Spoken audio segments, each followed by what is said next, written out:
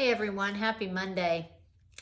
We're going to chat a little bit today, again, about prayer, specifically the act of prayer. There are so many things in our world right now that require prayer. The earthquake in Haiti, the situation in Afghanistan, the fires out west, the resurgence of COVID, the fact that so many of our loved ones are struggling. Some are in the hospital. So much of this feels out of our control and very overwhelming. About the only way we can feel some control is to pray. But many of us struggle with prayer. We don't know how to pray. We don't know what to say.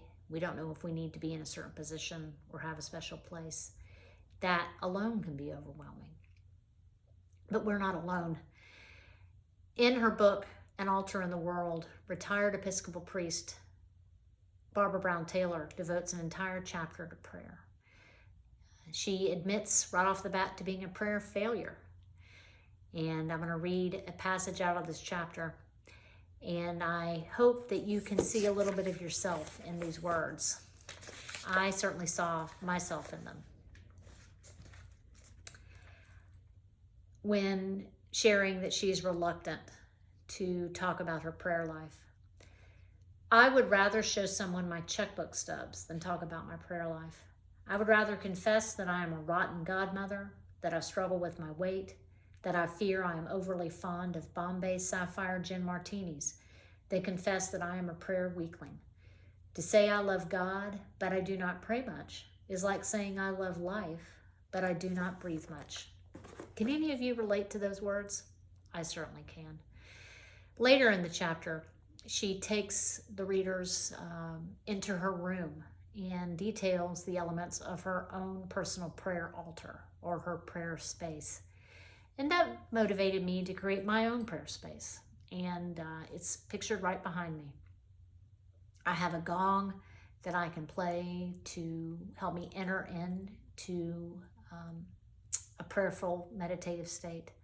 I have a candle. I have some mementos. And I have a box where I can place prayer requests. I ask you to let me know how I can be in prayer for you. Just drop your prayer requests in the comment section.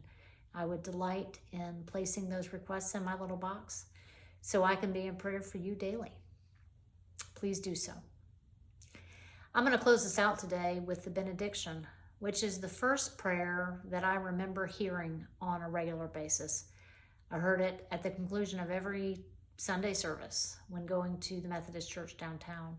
Many of you will know this benediction well. It comes from the book of Numbers.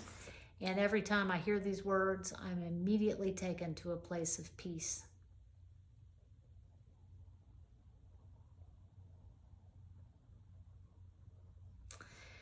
May the Lord bless you and keep you.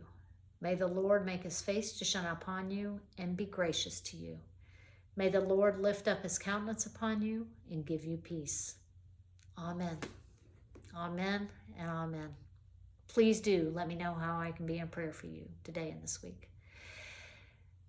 I hope to see you on Sunday, but if not, I look forward to seeing you same time, same place next week. Love and blessings to you, my friends.